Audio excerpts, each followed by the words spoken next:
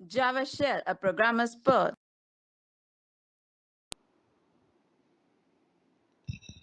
Hello friends, मुझे आप सबसे मिलके बहुत अच्छा लग रहा है। आई होप आप एक्टिव फील कर रहे होंगे क्योंकि प्रोग्रामिंग के लिए हमें एक्टिव रहना बहुत ज़रूरी है फ्रेंड्स। इससे हमारा इंटरेस्ट प्रोग्रामिंग में और भी बढ़ता है और प्रोजेक्ट मेकिंग में तो एक्टिव बहुत ही रहना पड़ेगा फ्रेंड्स। सो लास्ट में हमने ऑपरेटर्स किया था और उसमें हमने बुलियन भी डिस्कस कर लिया था and we have done this program right.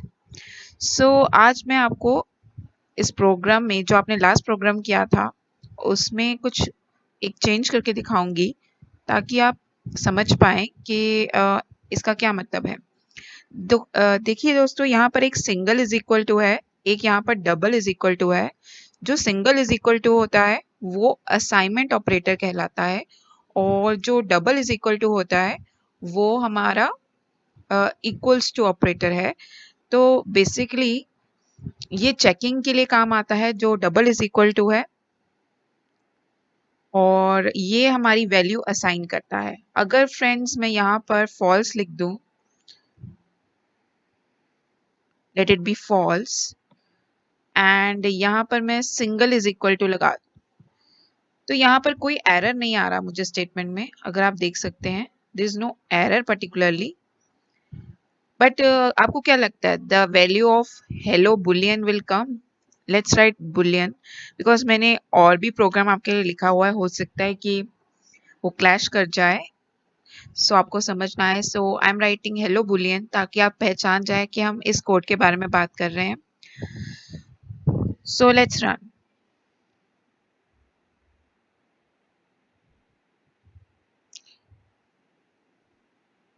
देखिए ये हेलो बुलियन प्रिंट हो गया, इसके बावजूद भी, क्योंकि वो हमने फॉल्स लिया था और आंसर हमने ट्रू लिया है, इसके बाद भी वो रन हो रहा है।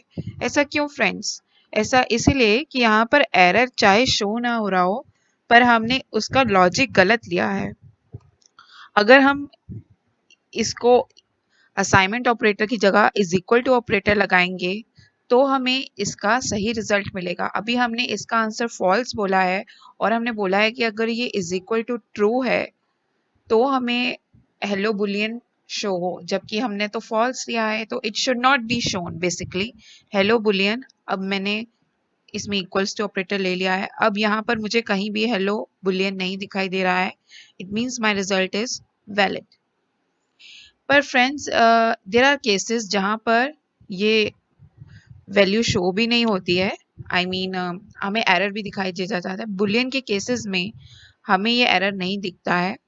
लाइक मैंने ये छोटी सी लाइन इफ लूप की बनाई है, लेट्स सी इसमें होता है कि नहीं। सपोज हम यहाँ पर 80 ही लेते हैं, इज इक्वल टू 80। तो आप देख ही सकते हैं हमारा रन करने से पहले उसने एक एरर बोल दिया है और वो यही कह रहा है replace it with double is equal to. इधर नहीं आ रहा है और इधर कोई एरर नहीं आ रहा था बुलियन में और इधर आ रहा है, बिकॉज फ्रेंड्स इंट की एक रिटर्न टाइप होती है और बुलियन की कोई रिटर्न टाइप नहीं होती है। मैं अभी आपको ये रफली बता रही हूँ, इसके बारे में डिटेल में हम रिटर्न टाइप एंड क्लासेस हम डिटेल में आगे ट्यूटोरियल्स में पढ़ेंगे। बट इतना डिफरेंस फिलहाल के लिए आपके लिए इनफ है कि चाहे हम यहाँ पर इज इक्वल टू एक लिखें और बुलियन हो और चाहे हम यहाँ एक लिखें और इंट हो, the logic is definitely wrong. जब भी इफ लूप आ रही है और यहाँ पर हमें इज इक्वल टू ऑपरेटर लगाना है तो हमें ये डबल इज इक्वल टू ही लगाना पड़ेगा, तभी हमारा लॉजिक सही होगा, तभी हमारा आंसर सही प्रिंट होगा। इफ यू कैन सी मैंने ये रन कर दिया है। What we need, well done हमें चाहिए कि हमारा आउटपुट वेल डन प्रिंट हो जाए, राइट। तो हमारा ये वेल डन आप देख सकते हैं प्रिंट हो चुका है।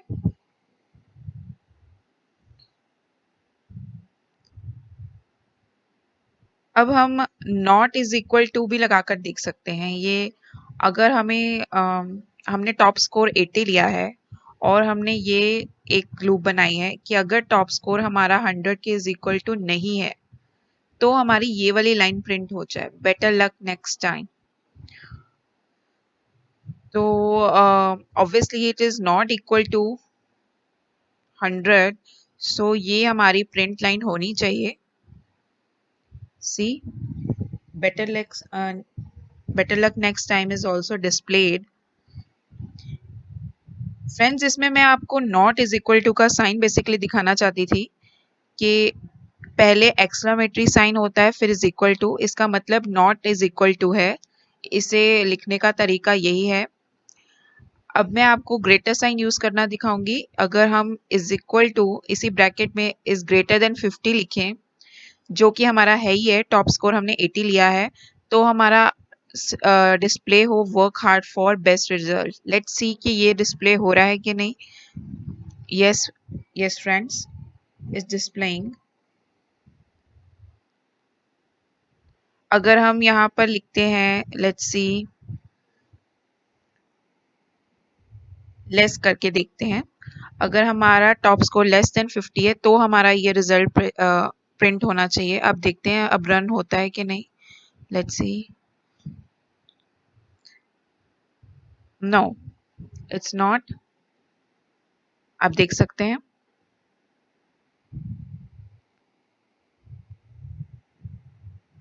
लेस देन 50 के लिए हमारा आंसर था work hard for best results. ऐसा कुछ भी आंसर में डिस्प्ले नहीं हो रहा है, आप देख सकते हैं। सो बेसिकली हम अपनी लूप्स के साथ इस तरह वर्क कर सकते हैं। I am just showing you that I have written a program for you earlier, ताकि आपको ज़्यादा मेहनत ना करना पड़े और आपका वक्त भी बर्बाद ना हो। मैंने अपने नीचे कमेंट बॉक्स में भी ये पूरा प्रोग्राम लिखा है फ्रेंड्स, आप चाहे इसे डायरेक्ट कॉपी पेस्ट कर सकते हैं, और मैं अपनी हर ट्यूटोरियल के नीचे अपना प्रोग्राम ज़रूर मेंशन करती हूँ। So it's I think basically easy for you to just copy and paste, but फिर भी मैं चाहूँगी फ्रेंड्स कि आप इसे खुद अपने हाथों से लिखें। इससे आपकी प्रैक्टिस बढ़ेगी और आपके अंदर एक कॉन्फिडेंस बिल्टअप होगा कि yes I can do programming, there is nothing to be afraid of. Okay, अब हम करेंगे greater than is equal to का साइन। अगर हम चाहें तो ये भी यूज कर सकते हैं। तो मुझे लगता है कि ये हमारा प्रिंट नहीं होगा क्योंकि हमारे टॉप स्कोर की वैल्यू 80 है और ये वैलिड कह रहा है पास्ट तब प्रेस होगा अगर ये हो। सो लेट्स सी कि पास्ट हमारा प्रिंट हो रहा है, नहीं हो रहा है। सो अब हम करेंगे अपना एंड और ऑपरेटर के बारे में। फ्रेंड्स, जो एंड ऑपरेटर की अगर हम बात करें तो इट्स लाइक दिस। ये अगर आप देख सकते हैं, ये सिंबल एंड ऑपरेटर को शो करता है और हमें इसे 2 बार लिखना है। और इसमें हम जो भी इफ ब्लॉक के अंदर हम 2 स्टेटमेंट्स लिखेंगे, जो भी हम 2 कंडीशंस लिखेंगे वो दोनों ही फुलफिल होनी चाहिए, तभी आपका ये लूप का आउटपुट रन होगा।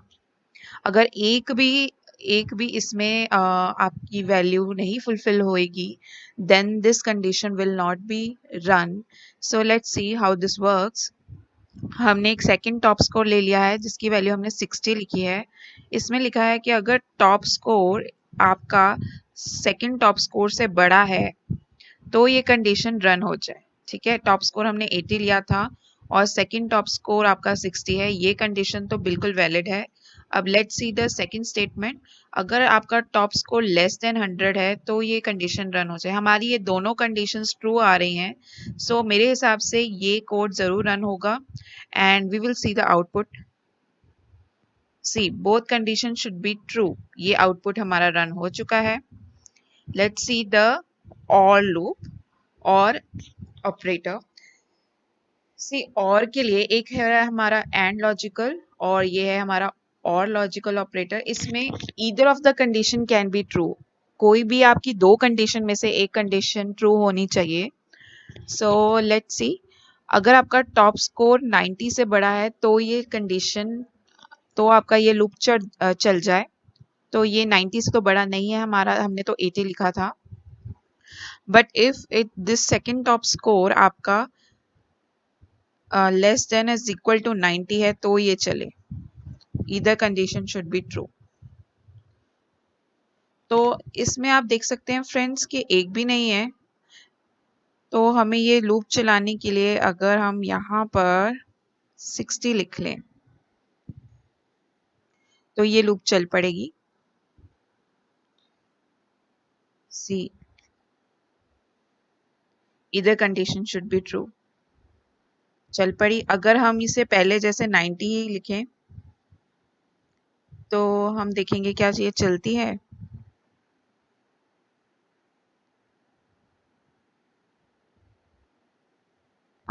Okay,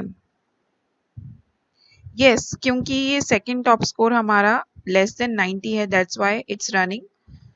so friends, I hope आपको ये क्लियर हो गया होगा एंड और ऑपरेटर जिसके बारे में हम वर्क कर रहे थे।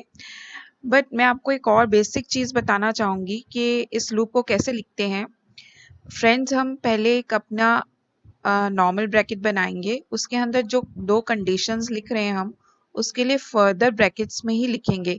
आप चाहे तो इसे इग्नोर भी कर सकते हैं, this is not necessary to write brackets here, but just कि हमारा ये प्रोग्राम प्रेजेंटेबल दिखे। देखिए कोई एरर नहीं आ रहा है, मैंने यहाँ पर ब्रैकेट्स यूज़ किए हैं क्योंकि उसका भी कोई एरर नहीं है, बट इससे हमारे कोड रीडिंग के लिए बहुत ही हेल्पफुल होता है। So I want my students to write brackets inside, ताकि ये प्रोग्राम आपके लिए कंफ्यूजिंग ना बने।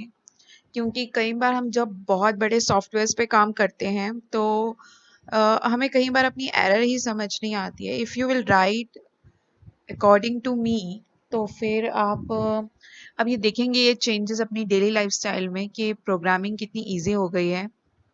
फ्रेंड्स, इन छोटी छोटी बातों का ध्यान रखना बहुत ज़रूरी है।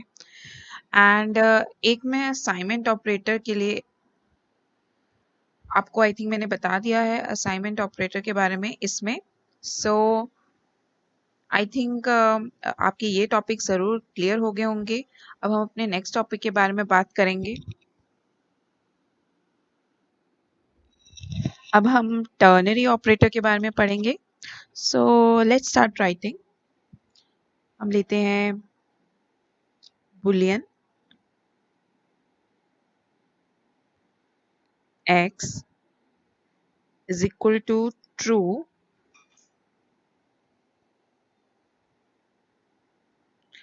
and boolean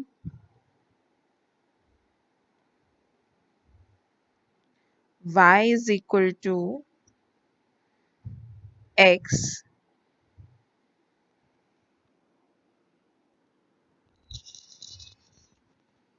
हम यहाँ क्वेश्चन मार्क डालेंगे और फिर लिखेंगे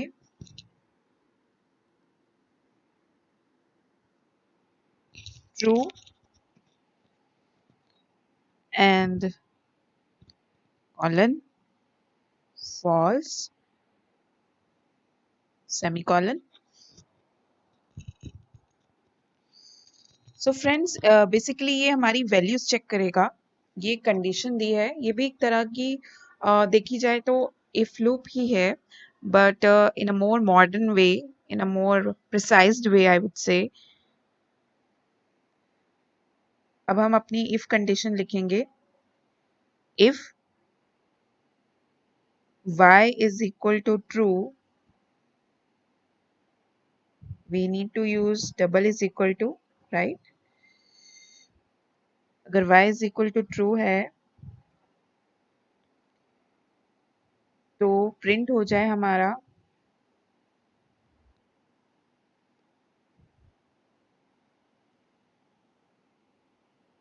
bye bye this tutorial।